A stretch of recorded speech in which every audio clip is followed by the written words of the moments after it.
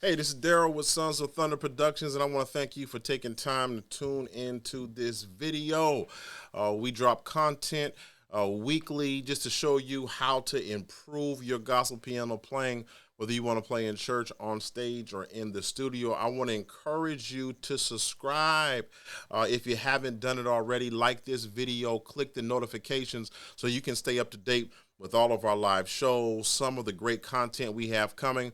I have some amazing guests that I'm going to be bringing to you real soon. Some of my friends who play far greater than I do, who are going to be sharing with you some of their knowledge. And so you want to stay up to date with all that we have going on here at Sons of Thunder.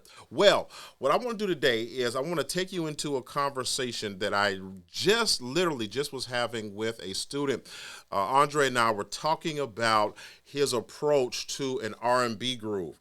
And he was asking me how we can improve some of his voicing. So I'm going to show you the actual groove that he brought to me. These are chords that he was working on. He also said it was fine for me to share this.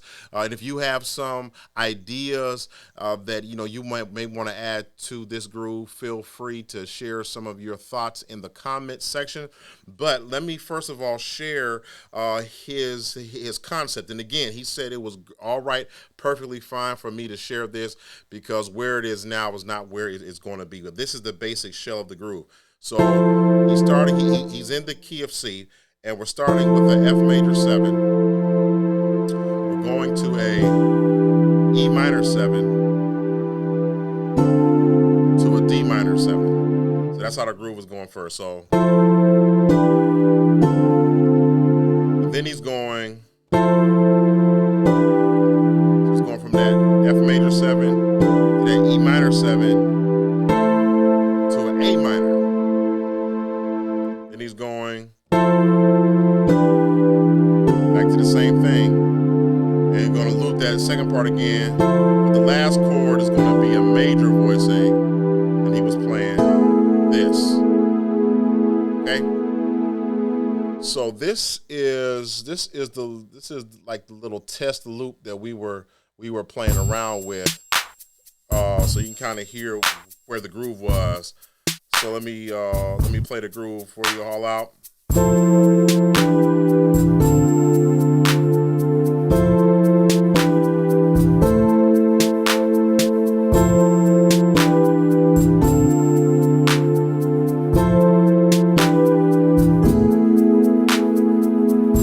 Okay, so that's the basic loop. That he wanted to get some ideas on, and he wanted to fill the chords out. And really, this isn't necessarily for a song. For him, this is really just about practice. He wants to practice just some concepts using this groove. And so I want to share with you some of the chords that we were talking about in order to make this sound a little full. He was asking me, what would I do if I was playing this on stage? And so I want to share some of those concepts. So the first thing I do is say there's nothing wrong with the chords that he was playing. Many times the song only calls for those type of triad voicings. But if I were to fill it out, I might would do something like this.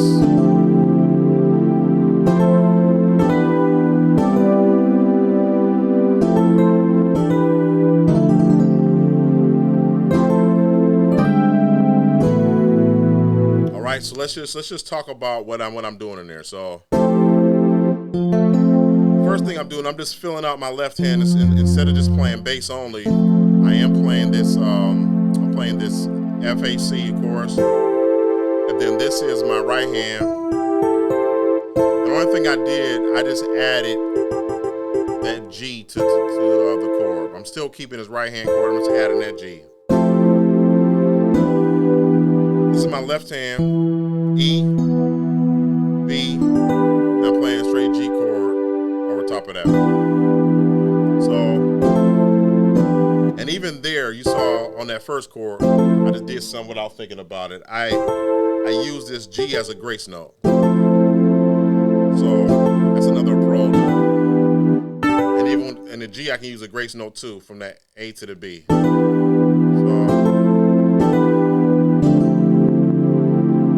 All right, so on the D minor, instead of playing the D minor 7 with the A. Now, if I needed that A melody, I might would keep some variation of that chord, but like for him, the melody wasn't important, so I like that G melody. So I'm playing a D minor straight in my left hand, and I'm just imposing a C chord on top of that, C, E, G, and that's giving me that D minor 11. And because I've got this C chord in my right hand, I can do some concepts that I would normally do with the C, and one of those concepts is use the D as a grace note. So I'm going to kind of do that. I can also do a roll. Okay, so all together.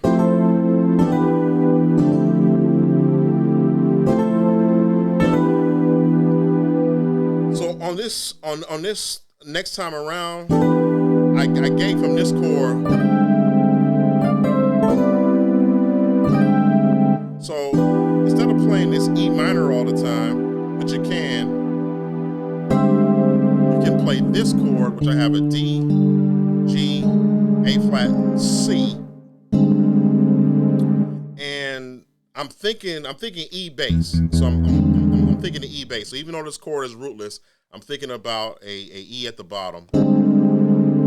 And I like this little twang you can do with the C and the G. I can roll from that D to the E flat, and I can play that melodically, and that's taking me to my 6. Remember, he was playing the 6 like this, so I'm playing the 6 rootless, where I have this G, B, C, E, and I'm playing this G chord on top of that. Right? So let me see. Let's go back to where we started the groove at, and then I'll play what I just did. So we started off here.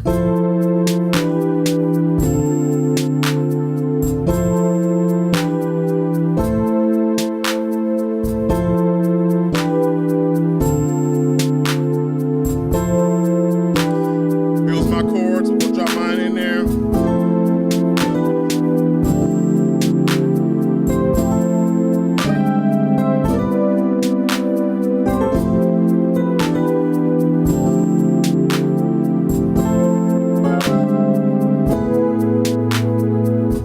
So the only thing that I didn't show you from what I added was, instead of playing the chord, straight like that, I just added that in there.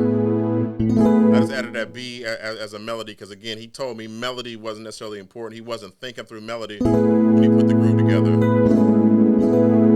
So I got an A. Really, I'm just playing an E chord on top of the A, but I'm just voicing that B, and I just like that B melody in there. Right, and that's pretty much it. The only thing I would say, aside from what I just showed you, of course, the conversation that I had with him went a lot deeper than I'm going to be able to go in this video. But the only other thing I would say is pay attention to maybe the chords that you use to approach certain chords. So if I'm going,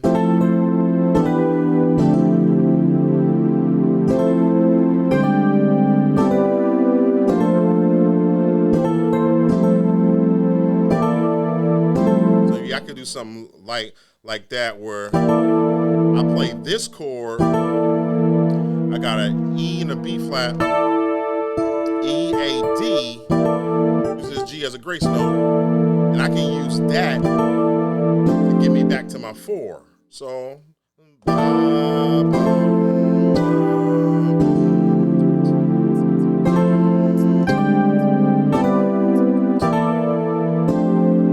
so I can use that just as a quick passing chord to get me to my 4. And so that would be the other piece that I would say. Just pay attention to what I call like just different hot spots in the song that you can use a quick passing chord to get you to where you want to be at. All right. So just real quick, I'll play through all of that, and then we will close out the video.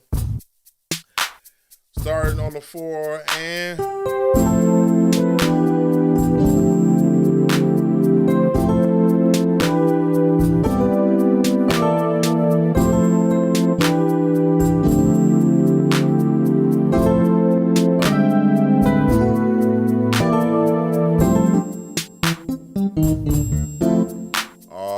So that is it. That is it. I just wanted to give you some of those ideas. Maybe that'll help you out. Some of you all might be playing some R&B-ish and you're looking for just some different voicings, or you need a voicing in the keys, some voices in the key of C. Because honestly, that chord that I gave you, if I'm playing a song like, let me see.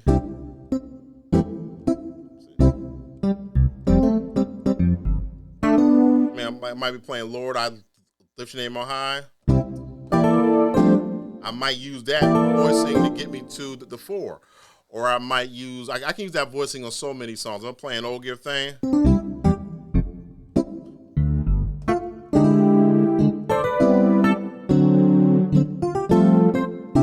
For he is, so I can do that on for he is worthy. So there's just so many ways that you can use that chord, for instance, or this chord on the 6. Whenever you go to the 6, now you got something fat to kind of drop in there, and that'll work on anything contemporary gospel as well as R&B, neo soul type of stuff. So it's Daryl Cook. I'm out. Don't forget, subscribe, like, comment. Let me know, do you have any ideas you would drop into this groove? Anything that you would do, maybe a passing chord or some sort of thought or idea. We love to hear you. We love to hear from you. And of course, anything that you share will be for the benefit of our community. So I'm out. I'll see you in the next video. Once again, I appreciate you tuning in. We'll see you next time. Bye-bye now.